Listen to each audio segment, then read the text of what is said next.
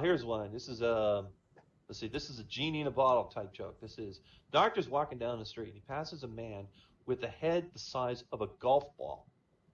Believe it, golf ball. Right before he can stop himself, he just turns around. Yes, sir. Right, and the man turns around. The doctor says, "I'm sorry to bother you, but as a physician, I've never seen a condition like yours. How do you have a head so small?" And the man says, "Well, it's funny you ask. I was walking down the beach. One day, a bottle happened to wash up on shore. I picked it up and a genie came out in the form of a beautiful woman. And she told me I could have anything in the world I wanted. And I told her, well, you're the most beautiful woman I've ever seen. I want to have sex with you." And she said, "I'm sorry, mortal, but, mortals and genies, they can't do it. You would probably just go up in flames or something." Right? And, "Oh, well, what did you wish for?" And he said, "Well, I asked the genie, if I can't have sex, could I have a little head?" It's like, somebody went to the Bill Clinton School of how you define sex. Not today, Monica. Not today, Monica. Oh, God. Kid asked a teacher. Oh, this is another one I should have given to Why Not. It is a kid asked a teacher, "How much is a couple?" And the teacher says, "It could be 2 or 3, which would explain why my marriage collapsed." Couple. Okay. Now this is an original joke that was written by someone. They posted it on the internet. I love the opening to this joke because this whole joke starts off as a giant clusterfuck right away. All right. Okay. Gandalf from Lord of the Rings. He decides to visit the Shire one day, and he is surprised to find out that all the hobbits are making meth. They're all cooking meth. Oh, crazy little meth cookers. And he's flabbergasted. He said, "Why would you ever do such a thing? You find Sam and Frodo, they're cooking methamphetamines. Why are you doing this?" And Sam and Frodo is saying, "Well, you see, Gandalf, after our adventure of tossing the ring into Mordor and destroying it, we had a sense of adventure we can never have again. So the only way that we can get the same euphoria for being a hero is to cook up this wonderful magic crystal." And Gandalf is like, "Oh, that's it. That tears it. You know what? I'm going to open up a rehabilitation center, and when I come back in a year, all of this had better been cleaned up." Right? Year passes. Gandalf comes back. The Shire is completely fucked up. It looks like the outskirts of Houston, like broken down goddamn, trailer parks, and everything's burned down, and tires, and all the hobbits are lying around all fucked up with needles all over the place. And Gandalf says, "You know what? Breaking bad hobbits is going to be harder than I thought."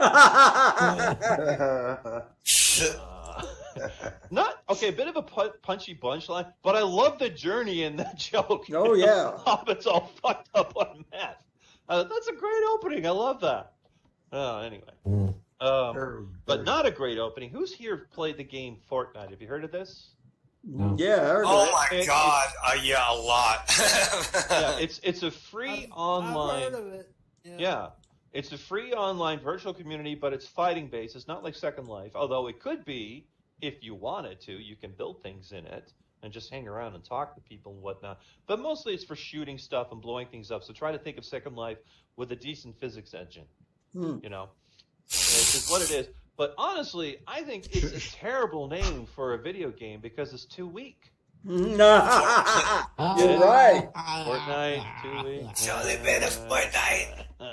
Okay. Okay. Now, sorry, Braden, you told a bit of a racy joke earlier, and you reminded me of a racy joke that I picked up on my own. Right? Little bit on the racy side. Little bit. Not too much. Right, this old Jewish man is on his deathbed, and he calls his wife over to him, and he says, "Esther, when we were childhood sweethearts during the war, and we were captured by the Nazis and put in the concentration camp, you were by my side." And the wife said, "Yes, I was, dear. Yes, I was." And then the husband says, "After the war, we moved to England and got married, and I had to work 12 hours a day to pay for a single room, and you were by my side." And the wife says, "Yes, I was, dear. I remember that. And then later when my business collapsed and we were again left penniless, you were by my side as always." Right? "And finally, as I prepare to die, you were again by my side. And dear, I'm sorry to say this, but I'm beginning to think you're a bit of a jinx."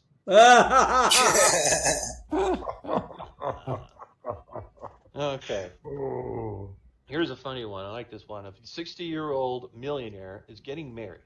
and he throws a big wedding reception. His friends are all jealous because he landed himself a hot 23-year-old stripper wife. Just an amazing beauty, right? Nice. And he said, and the guy said, how the hell did you land that? And the guy said, simple, I faked my age. And his friend said, well, by how much? And he said, well, I told her I was 87. Nah. Oh. Now here's one I might have to spell out for you to get the punchline, and it is, what does a diabetic neckbeard need to survive?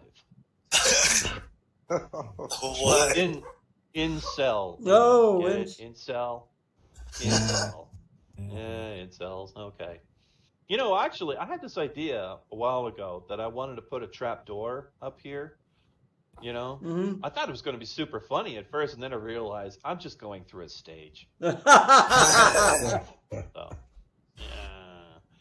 Okay, let's see. I'm going to finish up these jokes that I have, and then we'll call it a night. I'm surprised we lasted a whole hour. So anyway, a group of lads, they decide to go out for a night at a cowboy themed bar, right? And they go up to the bar, and they see it's installed. You know, one of those riding bull things. You hop on those; Yes. they're all over the place, right? I've never actually seen one in Canada. I can't help but wonder if they're not legal up here, because we do have American bars, but I've never seen one. But anyway, right? You got a spinning bull. They all go. They have a turn on the spinning bull, right? And every one of them, they fall off after about maybe 10 to 30 seconds, right? And then up steps this one friend they have, right? He jumps on the bull and he stays on indefinitely. 10 minutes he's on. He's drinking beer. He's holding on with just his legs. No problem. Right, and everyone's amazed, like, he's never been to any rodeos. How the hell is he so good at this? And they ask him. He said, this is nothing new to me. My wife's an epileptic.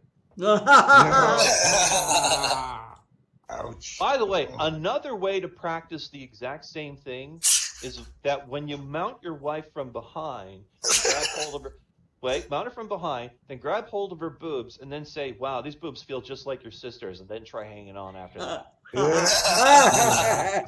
know how long you're going to last. Yeah, that's a good one. Oh, wait, you know what? That joke that I thought was racy, that wasn't the racy one. This is the racy one. Okay, this is about computers, right? This is a computer joke. I painted my computer black so it would run faster, and now it doesn't work at all. So, to make it work, I painted it white, but now the whole system is corrupt. Now it's balanced. You see, that's what makes that joke okay. It's balanced. I like that. That's a good thing. Now, here's one. I'm flying blind on this one. I didn't read the punchline on it, so could be going anywhere. Let's see where it goes. A fellow had just been hired as the new CEO of a large high-tech corporation, right? The CEO, now the CEO who was stepping down met him privately and presented him with 3 numbered envelopes. And he said, one of these, if you run up against a problem you don't know how to solve, just open it. Any one of these. Well, things went along pretty smoothly. 6 months later, sales took a downturn. He was really catching a lot of heat. And he's at his wit's end, and he remembered the 3 envelopes. So he went to his drawer, took out the first envelope. The message said, blame your predecessor. Okay. New CEO called a press conference and tactfully said they put the blame at the feet of the previous CEO, which is why they got rid of him in the first place. So, satisfied with his comments, the press from Wall Street responded positively. Sales began to pick up, and the problem was soon behind him. A year later, the company was again experiencing a slight dip in sales, combined with serious product problems, right? Now, having learned from his previous experience, the CEO, he quickly opened the second envelope. The message said, reorganized. Well, this he did, and the company quickly rebounded. Worked great. Now, after several consecutive profitable quarters, the company once again falls into difficult times. The CEO goes to his office, closes the door. He says, all right, third envelope, let's check it out. And the message said, prepare 3 envelopes.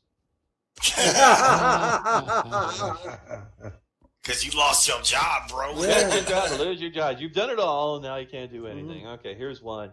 Last joke for tonight. An amnesiac walks into a bar. He goes up to a beautiful blonde. He says, hi, do I come here often? Oh, I come here often. I don't know anything. Okay, so that's all we have for tonight, everyone. Very We'll call it a good. night.